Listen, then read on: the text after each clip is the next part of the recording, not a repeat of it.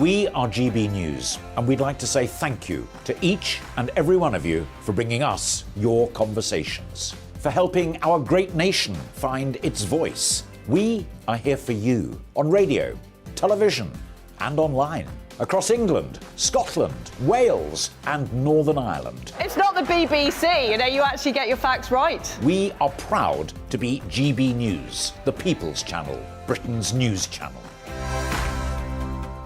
I'm Mark White. As GB News Home and Security Editor, I cover those key issues that are so important to you. Our authorities, our communities doing all they can to combat violent crime. With the public services under unbearable strain, why are we still failing to control our borders? Defence, the first priority of any government, has been continually hollowed out. Can we trust our politicians to protect the armed forces? Join me, Mark White, on GB News. Join me, Nana Akue, Saturday and Sunday afternoons on GB News. Expect fiery debate and passionate discussion as me and my panel tackle some of the biggest topics hitting the headlines. It's a place for everyone's opinion. No one gets cancelled, but no one gets an easy ride. Oh, she's on it today! Be ready for conversations that are fierce, frank, and of course, fun. Every Saturday and Sunday afternoon from 4 p.m. on GB News, the People's Channel. Monday to Thursday on GB News, it's Bev Turner Today from 10 a.m. We're going to be here for you, our GB News family, to keep you up to date, but also make you smile. The guy went from puberty to adultery. And I can't wait to bring a few of my own opinions. I have no time for cultural totalitarianism. We'll engage in passionate, but always polite debate, with your thoughts and opinions at the centre of it all. Only on GB News, the People's Channel, Britain's news channel. Join me every Sunday at 6 p.m. for Gloria Meets. In exclusive interviews, I'll be finding out who our politicians really are and what they really think. It's something that you would never want anyone to suffer. I didn't know what channels there were. B, I didn't think I'd be believed. I must have weighed about 7 stone and I'm 5'8". My instincts was to sort of cover this up. I mean, clearly that was a mistake. Join me every Sunday at 6 p.m. on GB News, the People's Channel, Britain's news channel.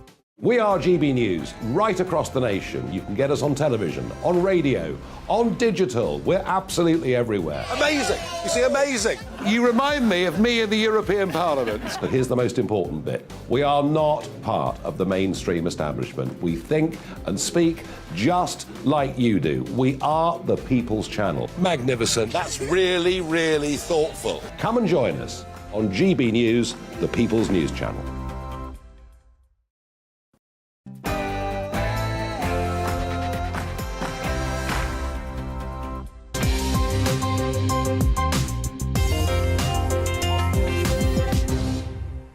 Welcome to Gloria Meets, 3 senior Conservative MPs in this evening's show. First up, a man with a strong Christian faith. It's Danny Kruger. Do you feel confident that in our lifetimes, medically assisted dying will still not be legal in this country? No, I'm not confident. I've got a great fear that it's going to happen and that we will regret it and it'll be too late to undo it. The government minister who was spiked on a night out. It's Mims Davis. I found a black tablet in the bottom of a glass. I'd been standing in a dark part of a bar where there was music. You're sort of talking to somebody, you're holding your drinks on the edges of the chatting. And he's the chair of the Education Select Committee, Robin Walker. Liz Truss has made her first intervention into the political debate since leaving office. Is that a helpful intervention? I'm not sure it's a helpful intervention. I think part of the reason why we are where we are is a certain lack of self-awareness on that front, and I think there's we had 4,000 words over the weekend. I think it's about 4,000 too many in the current situation. All that after your news.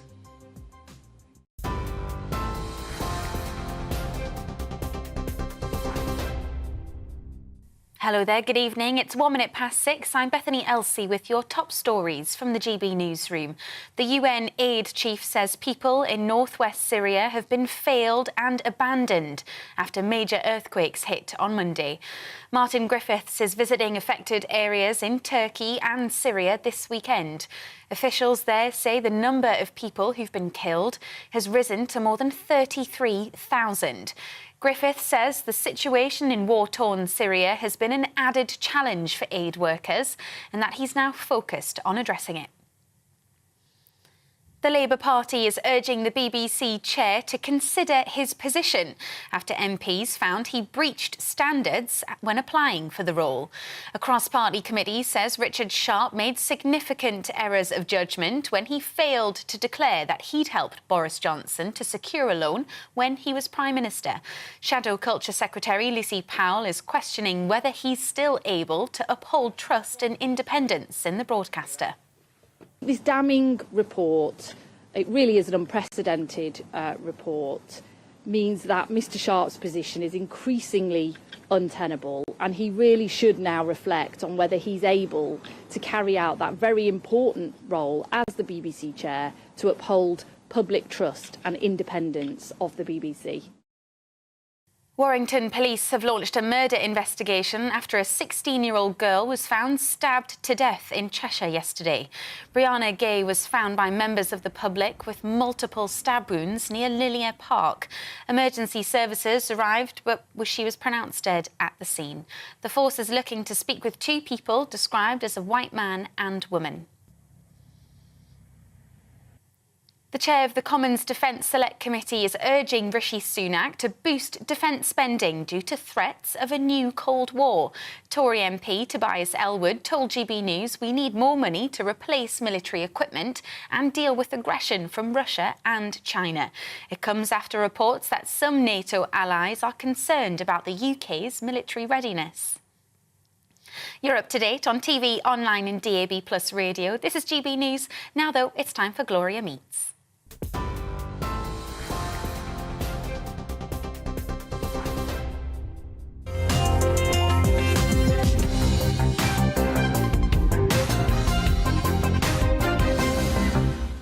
Danny Kruger, Conservative MP. Before that, you were an advisor to Prime Minister Boris Johnson. You were elected in 2019. A pleasure to meet you. Thank you for having me.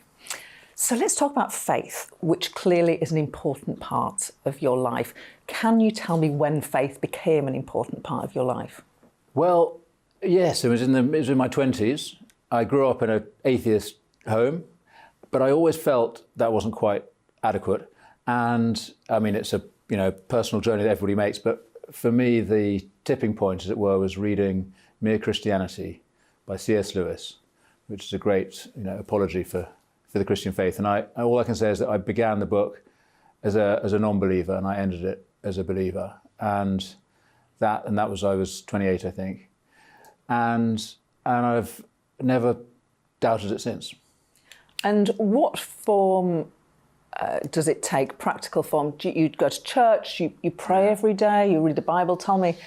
Yeah, I mean, I'm a practicing Christian and I have a personal faith. I think it's important to say, I think everybody has a faith of some sort or other. Everyone has their view of what's going on in the world, what we're here for.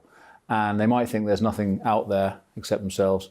But that even they bring their values to their life. And I think it's important to honour and respect the freedom of religion, which includes the atheist religion, and to say that it's perfectly acceptable and in fact a good thing that we have a diversity of religious views represented in our public life, as long as none of us attempt to impose our views on others. And I think that's always the challenging point when you think something's right, whatever you believe, to be respectful of others. And that's the line that we always have to try and walk. OK. Let's talk about something controversial, viewed as controversial. In a parliamentary debate, you said this: they think that women have an absolute right to bodily autonomy in this matter, whereas I think in the case of abortion, that right is qualified by the fact that another body is involved. It provoked some outbursts in the Commons at the time. How did that make you feel? Well, I regretted being misunderstood, but you've got to own what you say and you've got to own the reaction. No, you can't blame other people for not understanding what you were saying. Abortion is regulated by Parliament, not by the courts, which is why the US has had such an awful culture war for so long. We've regulated it through a parliamentary bill going back to the 1960s.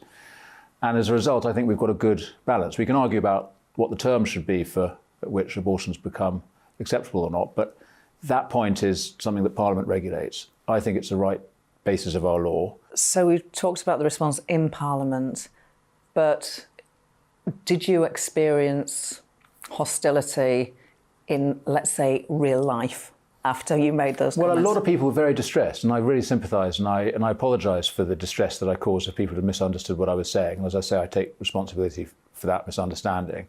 I did seek to clarify, and I hope that satisfied people. But yes, there was all sorts of, a lot of very angry correspondence, activity in the media, and some people locally making their views felt, which is totally right, and that's democracy, and in a sense, I honour it, and it's given me an opportunity to engage with a lot of people, actually. So while I regret the distress that I caused, and I regret being misunderstood, and I had no intention of causing any.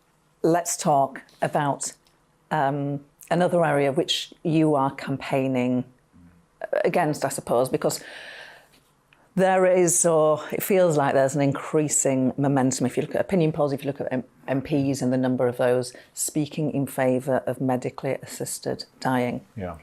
Your mum is Prue Leith from the Great British Bake Off. She takes a different view to you. So let's quote your mum. I just feel it's my life, and if I want to end it, which I don't, by the way, I'm really keen on my life, but I would like to have the option. What's wrong with your point of view from your mum? Well, so Mum and I have made a film, which is being broadcast this week, in fact, and in which we went around North America, so Canada and some of the American states where they've legislated for assisted dying. And I'm afraid those examples are the counter-argument to her point. And obviously I completely respect the idea that no one should get in the way of somebody who wants to end their life. But actually, that is what we do. If somebody's standing on a cliff edge or on a bridge trying to throw themselves off, we do try and stop them. We don't say it's your absolute autonomy to end your life. We think that it's a bad move to commit suicide.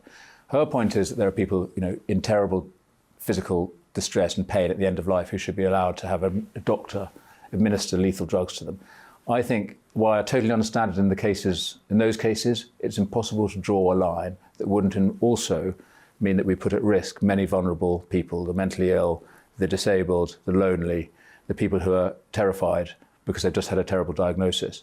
And that's the evidence from Canada and elsewhere, that you find many vulnerable people being drawn into an assisted death when their families look back and say, why did that happen? It should not have happened.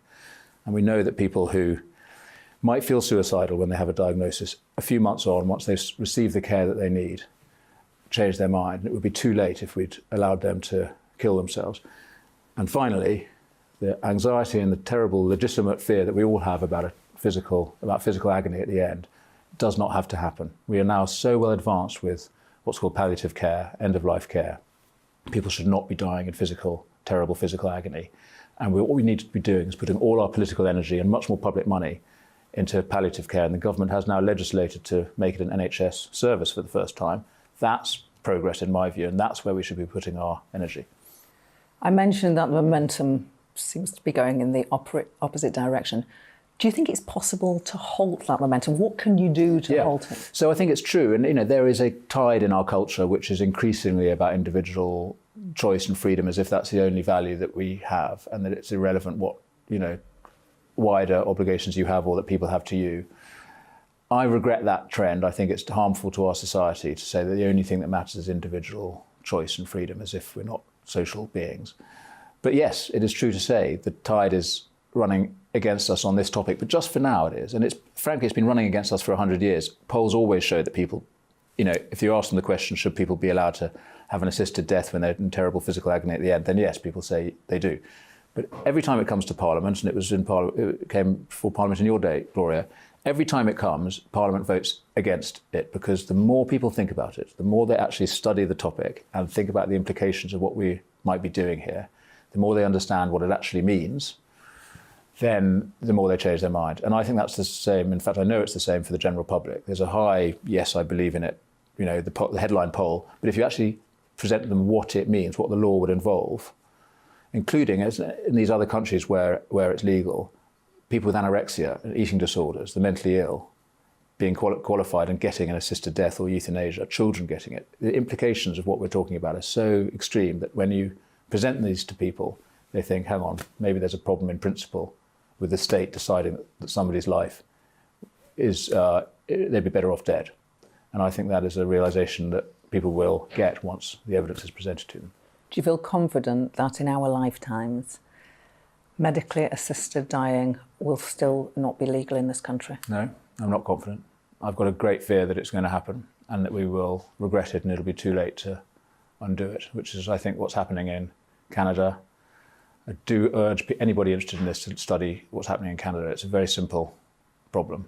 Once you've conceded the right to some defined group, people at the end of life, with the so-called safeguards to stop anybody else getting it, all you're doing is erecting a barrier to a human right that is steadily eroded. And that's what happens in every country. So you just don't start. Because it's fine for the wealthy and the autonomous and the people who are, in totally sound mind, loving family around them, who support their decision. No question about money. You can see it's fine for them. But these disabled, lonely, vulnerable, marginalised people who are the victims of this in other countries, we have those too, I'm afraid. And those are the people I worry about. So you're doing this documentary, which is going to air this week, with your mum. When you're round at your mum's or she's round at yours, and I don't know if you have a glass of wine together and you're having dinner together or whatever, do you end up arguing with it? Yeah, well, no, we do. I mean, we don't argue badly. I mean, this has been we've been having this conversation for years and years. She's completely impossible. She won't change her mind, in spite of all my all the obvious evidence. No, she's very committed to it, as am I. But I think the documentary shows this. It is possible to disagree well on these and all these matters. All these difficult questions. And part of the reason we did it was to show that it. I think we both think the more people think about it, the more they'll agree with our side. Because I'm right about that. Because the more people think about it, the more they don't like assisted dying. But she wants there to be momentum for this campaign. I want people to think about it properly. So we thought it was a good idea. But it's also a good idea to have the opportunity to show people disagreeing well, which we need more of in our country. So just want to ask you about working for Prime Minister Boris Johnson before you were elected in 2019. You would obviously have worked with Dominic Cummings, his chief aide. That was a spectacular falling out of two people who worked so closely together. Could you see that coming?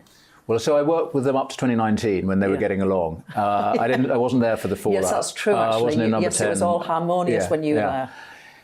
So, I'm a very old friend of Dom, and I'm a huge admirer of Boris as well. So I think it's a great tragedy that they fell out, because the two of them together were a great combination. Dom has the strategic vision, and as well as the ability to really get into the tactics of what's needed for a political battle, as he's obviously proved time and again. And Boris has the courage and the charisma and again, the vision to do what's necessary. And Dom always says only Boris could have broken the logjam. Parliament as a whole was against us. Boris was prepared to blast through that logjam, and with Dom helping set the strategy. So they were a very powerful duo. The problem, as I understand it from the outside, obviously COVID presented all kinds of strains on the government, but the great regret that I share with Dom Cummings about the Boris Johnson government, is that there was a 2-point plan to Brexit. The first was to get out of the EU, and then the second thing was to use our Brexit freedoms to reform the British state, to undertake profound reform to the way Whitehall works and the way we are governed, to empower local people, to strip back the quangos and the bureaucracy, to restore parliamentary sovereignty, in fact, and to ensure that people could genuinely take back control of their country, which is about more than getting out of the EU. And I think it's what people were voting for. They were voting for a wholesale change, not just we don't like Brussels. They don't like London and Whitehall either, as you know. And it was that second stage that I don't feel we have yet fully delivered. That's our mission, and that's what Dom and Boris were, I think, put into power to do in 2019. They delivered half of it, which was the Brexit bit, the second half, which is the domestic reform. Obviously, other things have happened in public life in the last couple of years, but the need for that hasn't gone away, and that's what we need to do now. You know Boris Johnson better than most of us. Do you think we'll see him in a frontline political role again? Do you hope we... Really good question. I don't know.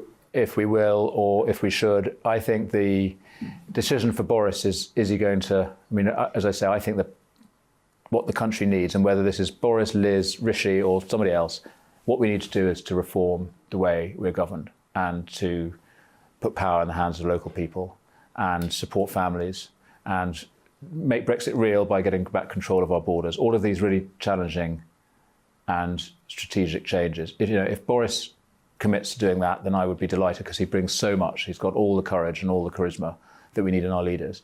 Whether he's prepared to do the policy work that I think we need is the question we haven't yet. He wasn't able to answer because he got derailed by COVID.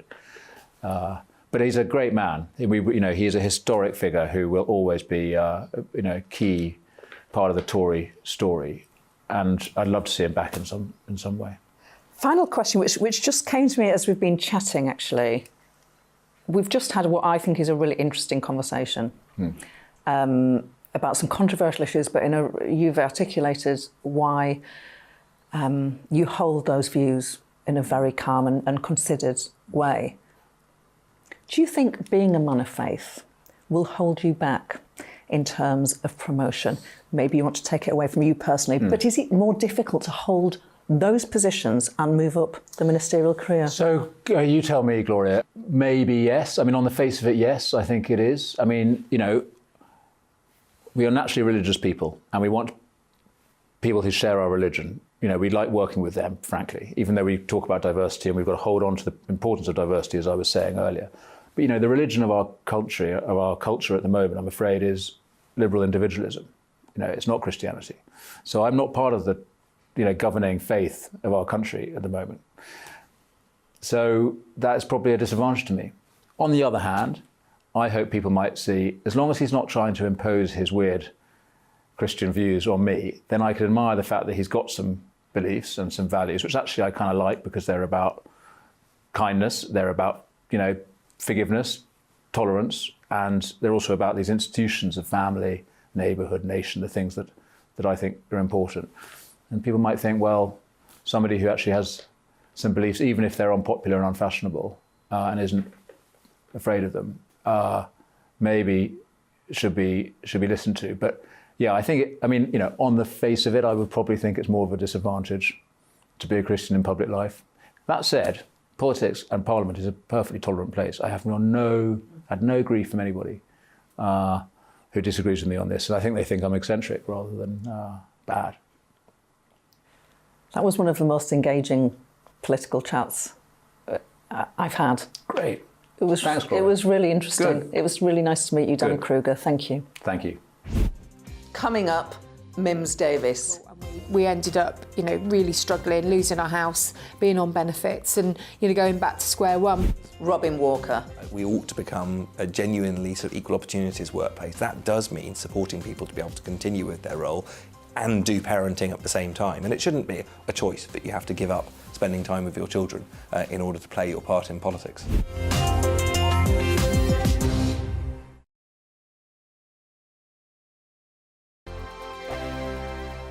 It's all about family, being in people's living rooms, all the interaction and getting to know who our viewers and listeners are. When I was young, my dad used to say, "Nah, stop arguing." I wanted an outlet that would enable me to give my opinion. People are going through a really hard time right now, and I know that you don't feel like you're being listened to by the establishment. I came to GB News because it's the People's Channel, and I want the audience to have their say on the events of the day. We're dynamic. We do something different. Democracy shows that the wisdom of the nation is in its people. I get to travel to find out what the story is from a personal perspective. The British people aren't fools. We know when we're not being told the full story. We've got to work out how Britain moves forward from this. Is the best country in the world. The establishment had their chance. Now we're here to represent your views. Britain's watching. Britain's watching. Britain's watching. We're proud to be GB News. The People's Channel. Britain's news channel. Hi, Andrew Pierce here. Join me every Friday lunchtime for a proper no-nonsense debrief of the week's events. With special guests in the studio and the GB News team on the ground, I'll be getting you up to date with news, some intelligent discussion and my own sharp take. The weekend starts here with me every Friday lunchtime on GB News, the People's Channel, Britain's news channel. I'm Andrew Doyle. Join me at 7 o'clock every Sunday night for Free Speech Nation, the show where I tackle the week's biggest stories in politics and current affairs with the help of my 2 comedian panellists and a variety of special guests. Free Speech Nation, Sunday nights from 7 on GB News, the People's Channel, Britain's news channel. Join me, Patrick Christie's, Monday to Friday, 3 till 6. We tackle the day's news agenda like you've never seen before. It's high tempo, high octane, the most controversial topics and the best guests. You will not be able to take your eyes and ears off it. I'm not afraid to ask the questions that you really want answered. 3 till 6 p.m, Monday to Friday on GB News, the People's Channel, Britain's news channel.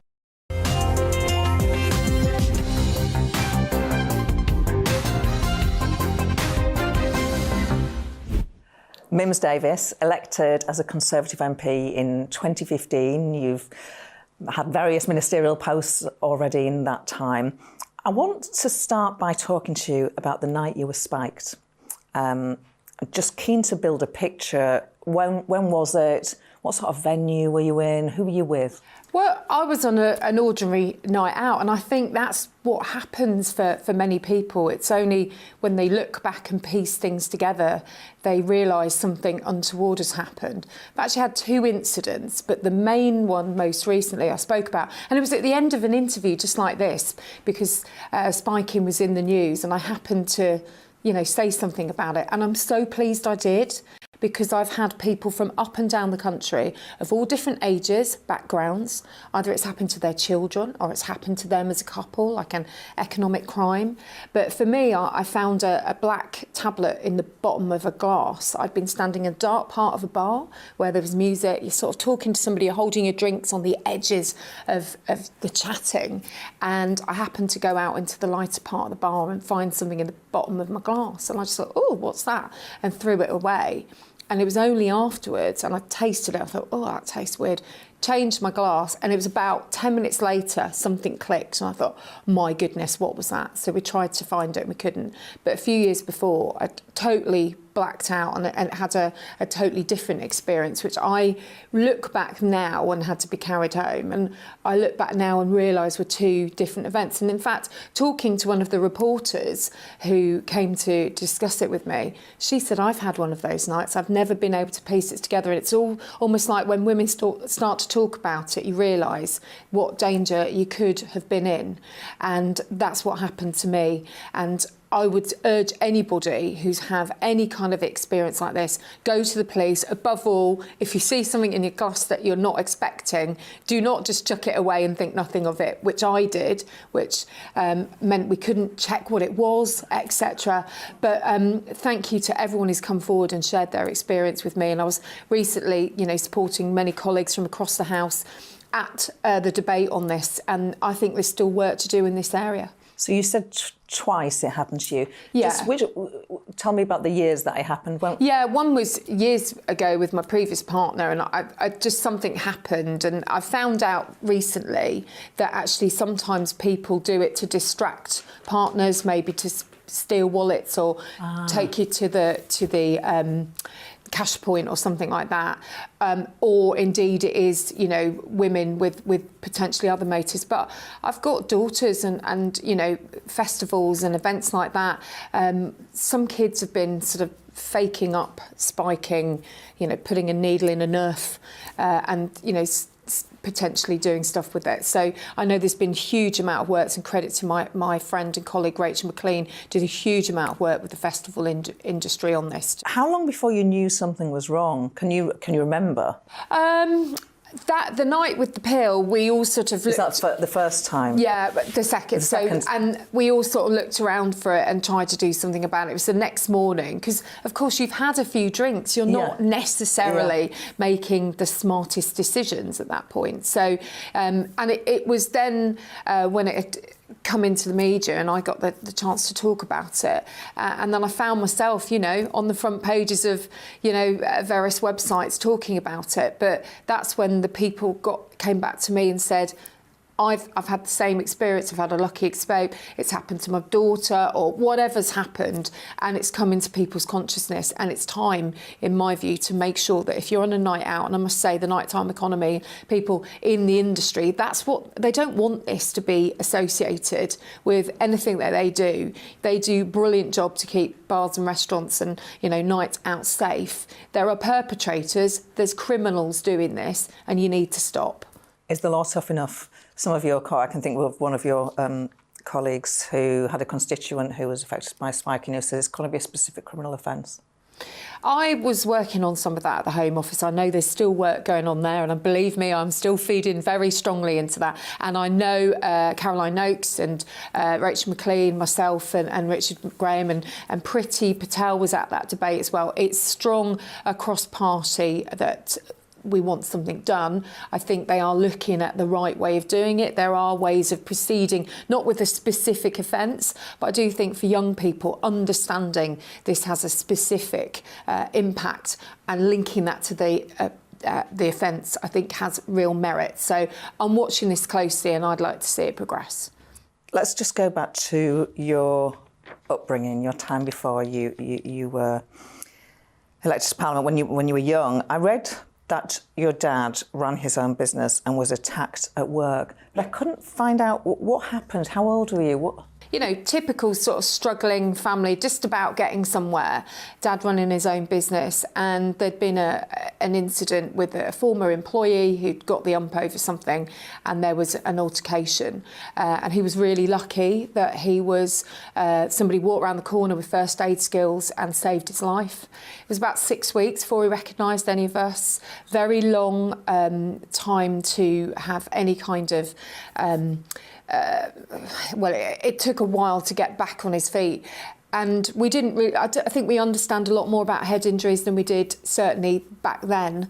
And he'd actually had a broken neck as well. They hadn't checked the broken neck, and he looked fine, sort of struggled back to work, wasn't fine, lost the business. It was really difficult, and we ended up, you know, really struggling, losing our house, being on benefits, and, you know, going back to square one. But as a family, you know, out of the darkness comes the time you need. You know, my mum was, you know, found it really difficult. And quite often, the one that does the caring, who's there all the time, then starts to flag. So I'm a big advocate for the work that carers do, paid and unpaid, and making sure that people understand, particularly if something happens to them, that the state is there, that you can get support. There's amazing charities. And actually out of that real adversity, I got the opportunity, and my family made sure I got to university and I progressed. And I wouldn't have been so lucky without that focus from my family. So I feel very, very lucky, and they still can't quite believe that I'm doing what I'm doing, nor can I actually. More from Mims Davis after the break. You know, occasionally I'll pop in and go, "Hi, I'm still here. I'm your mother. I'll see you in a few hours." You know, it's challenging.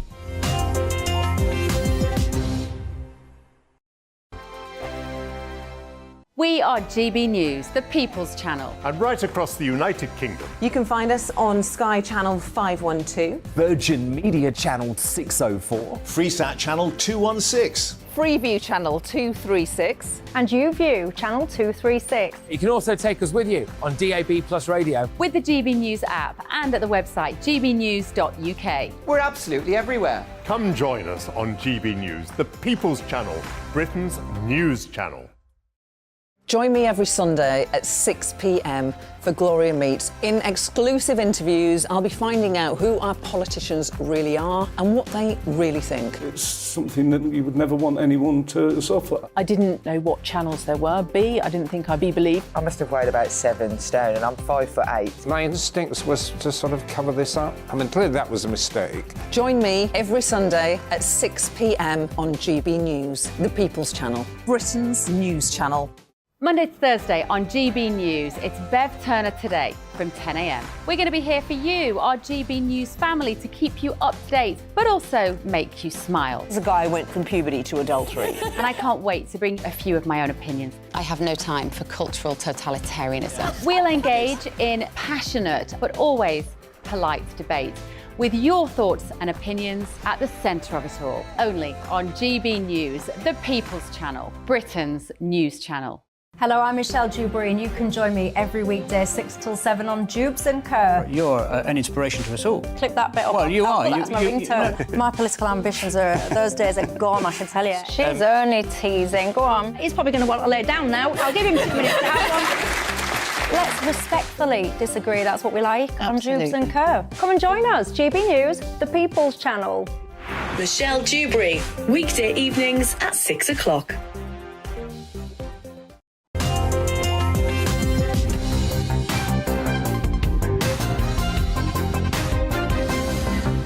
You said that the family, you lost your house. Yeah, we did. When you were around 11 or 12? Yeah, so it was all around the early 90s in the crash, and then Dad was trying to salvage the business, but obviously what not was the well. Business? It was he did road repairs and things like that. So there was a lot of tarmac in our house. Whenever you got in the bath, there was always grit in the bottom of the bath. But I mean, he worked really hard. He was, somebody who was, trying to do his best. My mum worked with disabled adults as well, and so she was a very, very caring person, but it, just blew us apart. It was really difficult. And, I'm sad not to see me progress, but they saw me as a local councillor, and I'm very proud of the support that they've given me. But it just shows you actually disablement often is acquired. You're not born with it. Yeah. And actually your health conditions can change, but actually with the right kind of support, and we really actually, it probably kept us together as a family, whereas, sometimes things like this can break you or make you, and I think we ended up closer as a result. And, really tough times, but I think it pushes you on. What happened when you lost your house? What did you do? Where did you live? Ended up living in my grandma's place and staying with friends because I was trying to get through college. Then we had a caravan, and it was all it was not great. But I managed to get to Swansea University, get into Wales, which has shaped my life so much. I've got amazing friends and family there. Spent more or less 10 years, started my career in media there, and did politics and international relations, and that has helped me, I think, with what we do. You'll know it, as a former MP, your constituency surgeries. Is she going to get it? Is she going to understand it? Some people even ask, how do I address MIMS or like MIMS? Because they get worried about coming to see you. But actually, when they find out, actually, I've been through the mill. I'm a divorced single mum. It's quite challenging. That's what people need if they're coming to see you. I call it the iceberg. They come to talk to you about what's over the water, but it's the under the water is what's bothering them. And if you can connect with them as a constituency MP, that makes all the difference. And I don't think I could do this job in the way that I hope I do it pretty okay, without that experience. How old are your children? Oh, they're sort of just one coming into teens and one learning to drive. So it's an interesting time at the moment. I'm at the point where I've suddenly got more sleep and I have to wait up and pick people up. What's going on there? But so when you were elected, you would have had 2 young children, yeah, and very then you small. said single very mom. small. Living in 2 places. Yeah, very challenging. And Gloria, you know what it's like. This job, I honestly think it's the most amazing experience, and I thank my constituents and all the people I've ever had the ability to represent, and I always do my best. But if you have got a fault line, if there is an issue in your world, if there's a fragility, it will be found. And having, 36 weeks a year pretty much in London. You've got a full-on weekend. Occasionally I'll pop in and go, hi, I'm still here. I'm your mother. I'll see you in a few hours. It's challenging. It's the most amazing thing, because I recently caught up with some American politicians. They couldn't believe how available and local we are. And we have to hold that very, very preciously, because that's really important that people know that we get it. And I think at the moment it would be really easy for people to think we don't. Have you changed the way you do constituency surgeries? Yeah, I think everybody has. I don't pre-advertise them. I do much more limited drop-ins. I was doing a surgery when we lost Joe Cox.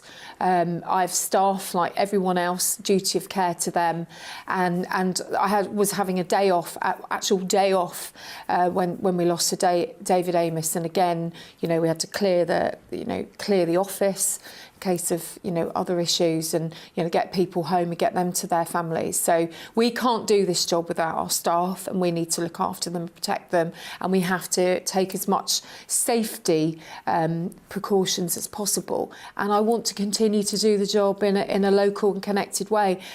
That's why we're here. Final question. You are a minister in the Department for Work and Pensions. Do you ever cringe when some of your colleagues, a minority, say people wouldn't have to use food banks if they knew how to budget? Department of Work and Pensions, the department of wonderful people, as Therese called them, most amazing people, brilliant job centres up and down the land, helping people in any circumstance. And I think I've just described to you times where, you need to turn for help.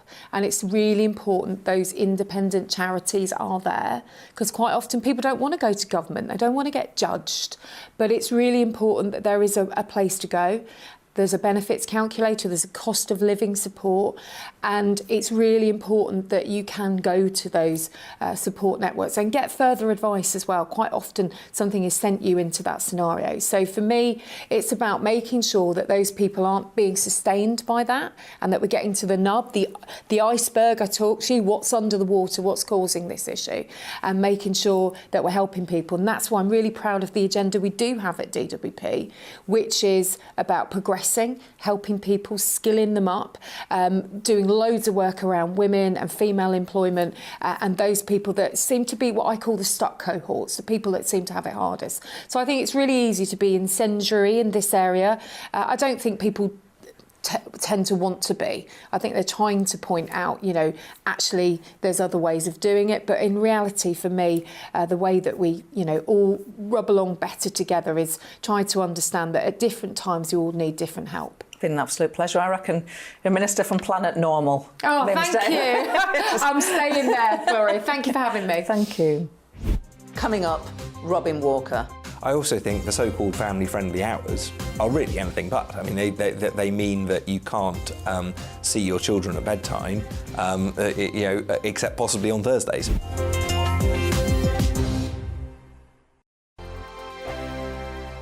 First and foremost, I am a GB News fan, and I was before I was working here. Just love the fact that we're asking the questions that a lot of establishment media won't ask. With a bit of a twist, we not only want to inform you, but we want to keep you entertained. It's worth the drive because you get in and the team's all ready and waiting, they're itching to go, and it's a proper little family. GB News is the People's Channel. It's the audience that makes the programme sing. We're giving our viewers and our listeners a voice. I see the thousands of your letters, tweets, emails, you name it, coming in. Britain is broken. How on earth did we get into this mess? But more importantly, how do we get out of it? The establishment had their chance. Now we're here to represent you. It's time for something different. It's time for GB News. I'm very patriotic. I believe in Britain. Our best days lie ahead. Britain's watching. Britain's watching. Join us here on GB News. The People's Channel. Britain's news channel. We are GB News, right across the nation. You can get us on television, on radio, on digital. We're absolutely everywhere. Amazing. You see, amazing. You remind me of me in the European Parliament. But here's the most important bit. We are not part of the mainstream establishment. We think and speak just like you do. We are the People's Channel. Magnificent. That's really, really thoughtful. Come and join us on GB News, the People's News Channel. Monday to Thursday, 9 p.m. till 11 p.m. Join me, Dan Wootton. I'll bring you the sharpest takes and hottest debates. Do you not believe in prison? I don't believe in prisons. I'm completely stunned. I guarantee you there'll be no spin, no bias, no censorship. I actually was personally quite offended by it. And no reason to go to bed. So I guess they've always been quite woke. That's Dan Wootton tonight on TV, radio and online. Monday to Thursday from 9 p.m. till 11 p.m. on GB News. The People's Channel, Britain's news channel.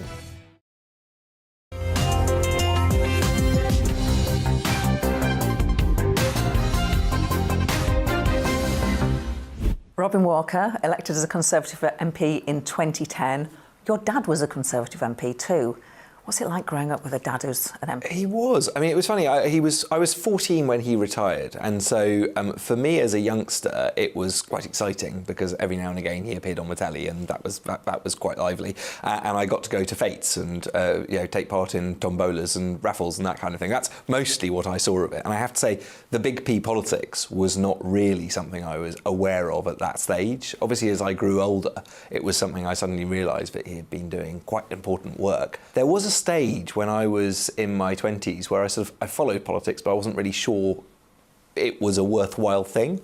And it was really actually getting involved and working for another MP. I volunteered and helped out in the 2005 election with Oliver Letwin. Seeing it on the doorstep and seeing how you could help people and make a difference then kind of brought home to me, when people had said to me what an important job my father did, what it was all about. And it was that sort of flicked a switch with me and said to me, this is something I want to do. And at that stage, I've talked to more people about it. I understood more about what he had done during his time. Got the bug bit me, and I wanted to have a go at doing that. But I think people often assume that because my father did it, I kind of arrived in Parliament ready programmed with a full understanding of everything that he had done. And it was very much something that, like everybody else, I had to learn on the job. Sadly, also, I lost him a month after I was elected. So, I think it was lovely that he was able to see that I'd won back part of his old seat. But actually, sadly, I didn't have that fount of advice that I think a lot of people would have assumed I might have done. Interesting. Now, you are a father of two. Is it a 4 or 5 year old? 4-year-old. 4-year-old. She'll be 4 3/4, as she'll tell you. 4 3/4, and also a 1.5 That's right. year old. Which is lovely, but both handfuls, and great fun. And my wife's also working, so we juggle the childcare between us, and that is always lively. And so my daughter is a very bright spark, absolutely loving being a schoolgirl now, and very enthusiastic about everything. My son is just about thinking about walking, but hasn't quite got round to it yet at 1.5. So we're hoping that he'll do it soon because he's getting very heavy. How do you juggle that childcare? It's a real challenge and it's a real battle, and I think it's one of the things that obviously made me aware, but also talking to people in the constituency, talking to MPs or from all over Parliament, from all parties. It's clearly one of the big issues of today is how do we better support that? And in fairness, over successive governments, we've seen approaches to invest more in that space with the 15 hours and then the 30 hours and so on and so forth. But clearly at the moment with the cost of living, it is a real challenge for people, and we're very fortunate. We're both in high-paying jobs, so we can afford to pay for some degree of childcare that allows us to do those jobs. But actually, I recognise that that's a challenge for every family, and it's a challenge which is stopping many women and some men from being able to continue with their careers. That, to me, is a problem for the whole of government. It's a problem for the Treasury. It's a problem for all of government as to how we can help people to be able to do that. But also, having been a schools minister, I've seen really the benefit of the early years and the need for early years education for children when they arrive in school. So this is the reason why, when I was campaigning to become chair of the committee, I said childcare will be the number one issue that we want to look into. We've since launched the inquiry, and I'm looking forward to taking more evidence as part of that. It strikes me there's a lot to be done to make sure we better support parents and children with the childcare that they need, and it's something the cost of which has enormously increased with all the inflationary pressures on nurseries and so on and so forth. But that is also a huge challenge. So your main bugbear is that childcare in this country is too expensive, and come the next election, you'd like to see your party absolutely come up with an even stronger offer. And I think I can understand when when you start a conversation on this, they will say, but we've done lots, we've done more than any other government, we're spending more, and all of that is true. But actually, I think there's clearly still major challenges for all parents, and particularly those on lower incomes. And what we need to make sure is that we come up with a serious set of policies to address that. I also think what we've got at the moment is a whole layer of different policies which were done for different reasons. £2. And so the 2-year-old offer, which was done to try and close the disadvantage gap and target the people most in need, the 3 and 4-year-old offer, which is more about supporting parents to be in work, and then tax-free childcare, which in theory is absolutely brilliant, but in practice isn't working as well as it should. So it's got about a third of the take-up that you would expect, and indeed the Treasury planned for it. And even those people who are taking it up, half of them aren't using their accounts. So something's not right there. And we need to look into, and one of the advantages of having a cross-party select committee look into these things is we can drill into the evidence, look at what is working, what isn't working, and how it could be done better. But what a lot of the sector are saying to us is they want something that's more joined up, something that works for parents, that everyone can understand, that they can understand what they're going to get and what support they're going to get. And of course, understandably, they'll always say they need more funding. And so the question is, to me, partly, how can we make that case to the Treasury? How can I help the Children's Minister and others make the case to the Treasury for why this is a worthwhile area for more funding? And I think fundamentally there are 3 reasons for that. It is the support for parents to be able to continue in their careers and earn more, the support for children to be more school ready and better prepared in the early years, but also early identification of need. We have a huge challenge in this country with the level of high needs and special educational needs increasing all the time. Whenever I visit primary schools, they always tell me we're dealing with more need than we ever did before.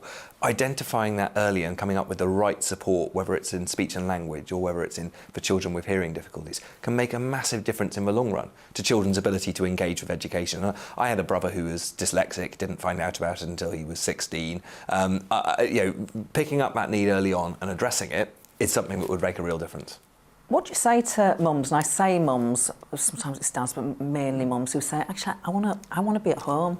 That's great. And if people want to be at home and they can be supported to do so, that's absolutely brilliant. I've got no concern about that per se. But I think the reality is many people at the moment feel that they don't have the choice and feel that particularly between the age of 6 months, when maternity leave finishes for most people, and 2 years, that they're not getting any support if they want to do things differently, if they want to get in some extra help, or if they want to send their child to do an early years settings. And just to talk about Parliament, because mums who are MPs are often asked this, but less so, does the system work for new dads? Not very well, if I'm honest. I mean, I took 2 weeks paternity leave for the birth of each of my children, and that worked. And in fairness, that worked in Parliament and in government. But obviously, it's a relatively short period. And if you wanted to do shared parental leave, I don't think it would work very effectively. I think it would be very challenging with the whips offices. I also think the so-called family-friendly hours are really anything but. I mean, they mean that you can't see your children at bedtime, except possibly on Thursdays. Yeah. And I was very lucky when I was growing up. The House of Commons had its very unfamily-friendly hours, but my parents were in a house in Westminster, so my father actually was able to come back at bedtime and at bath time and say hello to the children and spend some time with us because they were just around the corner. The reality is, with London property prices nowadays, you'd have to be a billionaire in order to afford that kind of property close by. It doesn't work anymore. And so I think that is something that is a challenge as well. Actually looking at how you can make the Parliament more family-friendly is certainly something worthwhile. Looking at how you could create more capacity in the nurseries. I applied for a place in the nursery for my son and was told that there wouldn't be one until September next year. Really? So that's a big challenge as well. I think looking at all of these things is worthwhile because it is something that affects both parents. As you say, undoubtedly it tends to affect lady members more. We ought to become a genuinely sort of equal opportunities workplace. That does mean supporting people to be able to continue with their role and do parenting at the same time. And it shouldn't be a choice that you have to give up spending time with your children in order to play your part in politics. Just want to ask you about the new inquiry that your committee is looking into, and that is about persistent absence of some children from school. Why is that important to you? This is a big issue anyway, but it's an even bigger issue after COVID. We saw children out of school for too long, we saw too much disruption in children's lives, and we've seen, unfortunately, an increase in the number of children who are persistently absent and missing out on education. And of course, in some cases, those children may be getting brilliant support at home, and in some cases, with home education, there may be parents who are doing a brilliant job of supporting them. The trouble is, we have no visibility to know that. There's no certainty around that. We have issues such as we're doing a session in a couple of weeks' time on county lines and the exploitation of children for crime in that space. Anecdotally, children who spend more time out of school are more likely to get at risk of those types of things, they're also more likely to get mental health problems and problems of isolation, lack of socialisation. So we know that in the vast majority of cases, children are better off in school. We need to look at all the levers that government can pull to make sure that they can get. And a long-standing recommendation of the committee, long before I joined it, was to have a statutory register for children not in school. I have to say, when I was schools minister, I found it extraordinary we didn't have that, and I promised to legislate for that. Now, with 3 changes of ministers later, I want to make sure that that legislation actually is on track and that we can make sure, which I think there's cross-party support for, that we have a proper approach to knowing who's in school, who's out of it. And if children are out of school for good reason with parental support, all we need to know is where they are and that they're safe. But if they're out of school for the wrong reasons, we need to find the mechanisms for being able to bring them back in. Now, it's just prompted, jogged my memory. I can't remember where we are with this. Do parents get fined if they're... They can do, and so at the moment we have a real mix across the system of different local authorities taking different approaches. I think one of the things the government was trying to do, even during my time in government, was to try and have a more standardised approach. My view is fines are a necessary last resort, but they should never be the first thing that happens in these situations. What we want to see is local authorities and schools working together to understand what are the barriers for stopping a child come from school, which might be mental health, it might be issues to do with parental concerns and so on. Then how they can remove those barriers, how they can bring those children back into the system, and only if there's parents or somebody else who's standing in the way and saying absolutely not, we're not going to cooperate with this process, then I think fines can be a relevant part of the system. But there's a debate to be had about that, or I suspect different members of my committee may take different views on that. So it's something that I think we should look at the whole piece. Fines is one element of what is at the moment a system which doesn't really seem to hang together properly in terms of whether children are in school or out of school, and who has the information about that as well. I think there's a real concern that we don't necessarily have that line of sight. We saw that during COVID, when obviously many schools were closed to the majority of pupils. Quite rightly, a big worry about that. I think the Education Secretary at the time said it was a mistake to have closed schools to the extent that they did. And I think that's something that we need to learn from. We need to try and make sure that actually these safe places are open for children more, and we need to try and make sure that we have a supportive system. Did your government get it wrong? You've been in power now for 12 years, and at the beginning of those 12 years there was a push actually towards a more narrow, rigorously academic education system. I think there's high aspirations for everyone when it comes to attainment, absolutely the right thing to do, but I think narrow is definitely the wrong thing to do. I think we need to make sure that children can progress in their literacy and their numeracy, but the best way to do that is often not just by getting them doing phonics or maths. It's by engaging them in school, making sure that they enjoy school, making sure that they enjoy being there. Particularly with boys, it's also about making sure that they actually get physically tired and don't have that pent-up energy which often makes them play up in class. And so that's where sport has an enormous role to play. And also, as I say, art and music and other parts of it. And in fairness to even the most pro-academic people like my predecessor and successor, Nick Gibb, he would be very clear that he wants schools to have a broad, rich curriculum and not a narrow one. So I think it's something that we as a select committee want to engage with that, look at that, and also look at that, how that contributes to this issue of pupil absence or pupil attendance. Final question. Liz Truss has made her first intervention into the political debate since leaving office. Is that a helpful intervention? I'm not sure it's a helpful intervention. I think part of the reason why we are where we are is a certain lack of self-awareness on that front, and I think there's we had 4,000 words over the weekend. I think it's about 4,000 too many in the current situation. That's very frank. You haven't read it then? Not yet. Okay.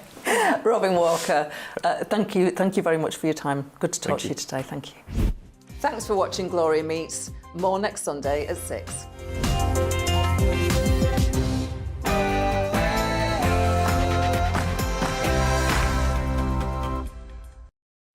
Good evening, my name's Rachel Ayres and welcome to your latest weather update from the Met Office. It's been quite a cloudy day today and that's not going to change too much as we head overnight, though it will remain dry for most. Now all this settled weather is due to this high pressure that we've had across the UK for some time now, but as we head towards about midweek we might just start to see some fronts creeping in from the west. But back to tonight, and it's quite a cloudy picture once again. We might see a few clear spells across northern and western areas through tonight, and here we could see some patchy mist and fog forming. Remaining dry though, as I say, and quite mild too, with only a patchy frost in some rural areas, particularly in the north and east. So quite a mild and cloudy start to the new working week, though as we go through the morning, that mist and fog will lift and break, as will the cloud, making for a much brighter afternoon. So plenty of sunny spells across the UK for the second half of Monday. Temperatures will be around or just above average for the time of year, with highs of around 10 to 12 in the south.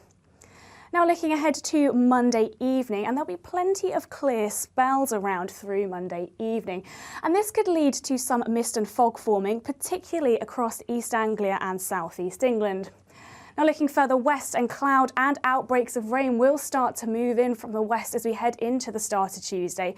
So a milder night here, but cooler in the east under clear skies, and it's here we could once again see a patchy rural frost.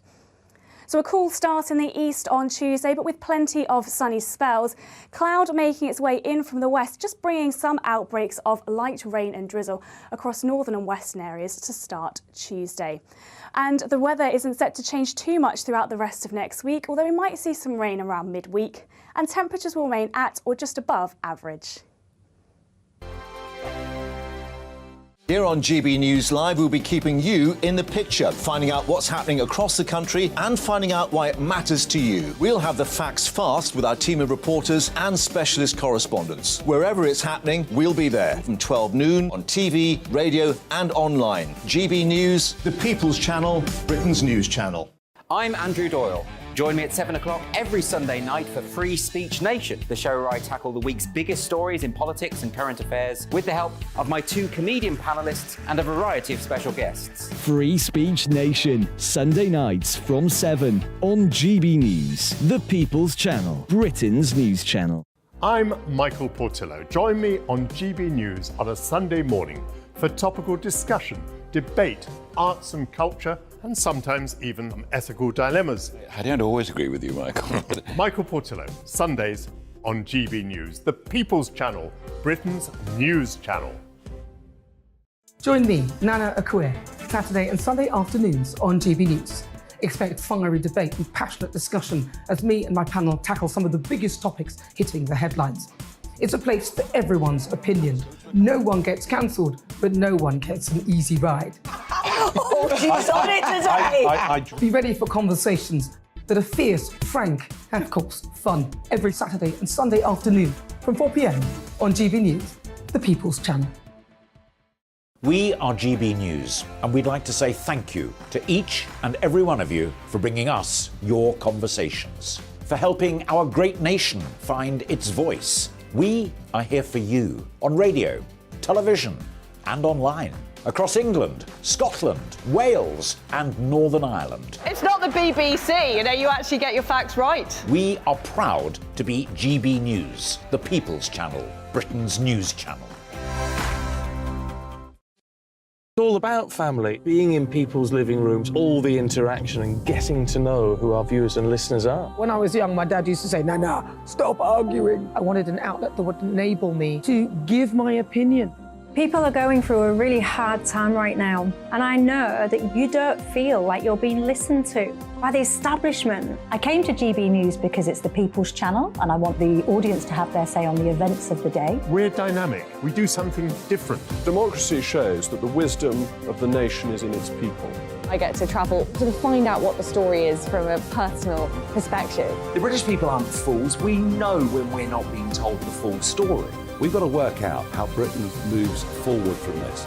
It's the best country in the world. The establishment had their chance. Now we're here to represent your views. Britain's watching. Britain's watching. Britain's watching. We're proud to be GB News, The People's Channel, Britain's news channel.